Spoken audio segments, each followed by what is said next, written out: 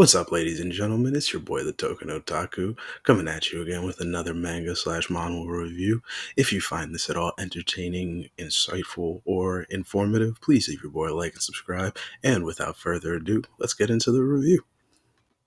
Return of the Disaster Class Hero, Chapter 111, begins with Lee Gunn getting a message from the Time Monarch. However, that message is ignored because Lee needs to return to using his ability to absorb the fallen monarch, who continues to plead with Lee to accept his offer. However, Lee continues to refuse him, but tells him that he will take revenge for him. However, before Lee is able to absorb the monarch's core, the Time Monarch appears and steals it from him. Upon seeing the being who caused his comrades to betray him and is now trying to steal from him, Lee Gunn enters his god form before the Time Monarch reveals to Lee that the fallen monarch is a decent power source for the Devil's Tower and that he can't give it up to Lee. Lee then attempts to attack the Time Monarch, but the attack seemingly does nothing. However, the Time Monarch remarks that it's impressive how much power Lee was able to gain since his awakening. The fallen monarch then proceeds to warn Lee that he is no match for the Time Monarch and that his power will only end up absorbed by him. Before the Time Monarch comments that the fallen monarch is in no position to worry about others, revealing that his subjects have reset the Devil's Tower's time outside. Upon hearing this, the fallen monarch says that if the Time Monarch uses that much of his power up at this point in time, he will be erased. To which the Time Monarch tells him that that was the whole point of him resetting the Devil's Tower. The fallen monarch is then seemingly erased from existence due to the resetting of the tower. Lee Gunn then comments that the situation between the monarchs isn't as unified as it may have seemed.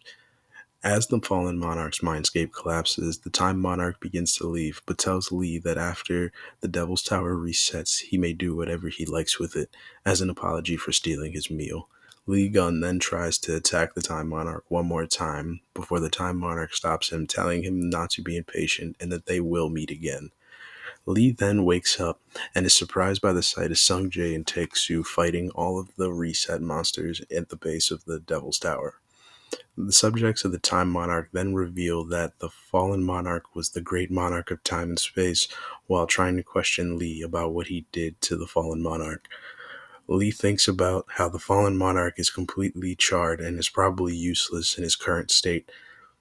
Lee then quickly tells Sungjae and Taeksu to duck before unleashing a massive attack that destroys part of the tower and some of the city outside, before Lee Gunn then turns to the two subjects of the Time Monarch and tells them that he is in a terrible mood due to their boss's meddling. Angered by his statements, the subjects then summon a bunch of powerful monsters to attack. Lee then reminds Sungjae about his training and tells him that it will start right after Lee gives a quick demonstration. Sungjae is inspired and excited to learn how Lee Gunn survived 20 years in the Devil's Tower. As the monsters begin their attack, we see that Lee didn't really need to give a demonstration. He just thought destroying the rebuilt Devil's Tower would be fun. And that concludes the review. After the review, I like to give my thoughts and a bit of prediction about what I think might be coming in future chapters. As far as thoughts that aren't going to lead into predictions on a whole lot, the artwork itself looking great. The design for the Monarch of Time is really, really good. The first thing I thought when I saw him was, why does this guy have so much drip? Like, there's no reason for this. But besides that, the rest of the art is as good as ever. Always great manga art. As far as my thoughts on the story itself, I'm very interested in the relationships between the monarchs, like not only like as far as like how they interact with each other and how their planning works for how they want to take over the world or whatever their thing is going to be, but also for how the aspects of their powers and how they gain them work, due to the fact that the Monarch of Time and the Fallen Monarch used to be the Monarch of Time and Space. So, like, was his power usurped, or did he, you know, lose his power and then his power was gained by the Monarch of Time, who became the new Monarch of Time, technically? Um, Very interested to see how the interactions or the intersections between those powers work themselves. I'm also interested to know if there's any type of overlap between the monarchs in this story and the monarchs in solo leveling, because I know that some manhwas have a little bit of like overlap in the story and like the universes that they exist in, like um, the world after the fall and omniscient reader's viewpoint both have a shared universe, and they kind of cross over a little bit here and there through like references to the characters in each other's story. Um, and I think I saw one of the sandworms from Solo Leveling in this chapter. I'll put it up here now if it's in there, but maybe I'm wrong. Maybe it's just a similar design of like a Earth type worm thing. Uh, but if it's not, then that would be really cool to see these two worlds kind of cross over between each other, because solo leveling Ragnarok is kind of going strong right now, and this is definitely hit its stride. Although it's not probably as mainstream as solo leveling Ragnarok, it definitely deserves the same amount of recognition. It also definitely deserves its own animated anime adaptation, whichever one you prefer to call it. Um, but continuing on from that thought, it was a bit of a disappointment not to see Lee Gunn absorb the Monarch's power and find out how that would have boosted him or changed him in whatever ways.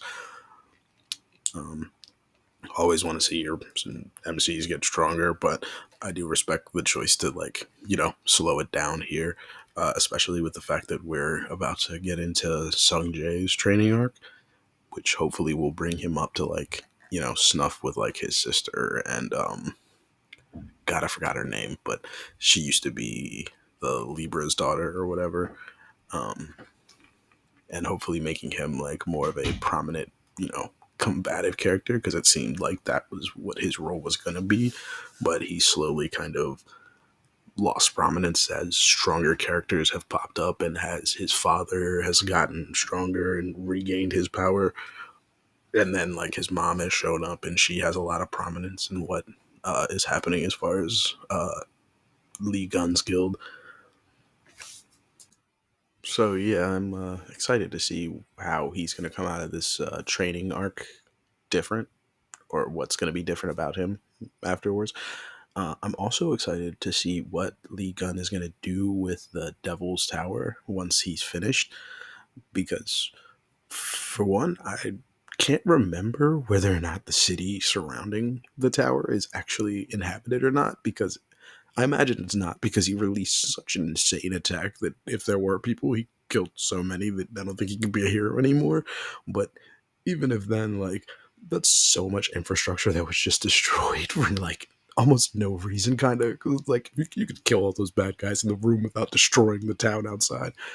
Uh, but I am excited to see what he's going to do with the tower, like whether or not he's going to turn it into like a training area, like for whoever joins his guild, or I forget what it's called. I guess Constellation Cartra. I forget what it's called in this one. I'll have to look that up again. Um, I'll get it right next time, guys. I promise. But it would be cool to see that he turns it into like a training area for all his people, so that he can like turn out a bunch of like super OD powerful like fighters and whatever else, defenders XYZ, and then he can grow his team as strong as all the others before he has to then face off against the monarchs. Uh, yeah, but besides that, can't really think of anything else. I guess he could also like use it for materials and things of that nature, because he is a builder. So maybe he'll use the whole building itself to like make crazy weapons or like new stuff for his own building, or maybe he'll find out like secrets about the monarchs themselves from the building. Man, I definitely said the word building too many times right there, but um that probably will conclude my review of the story in the chapter itself right now.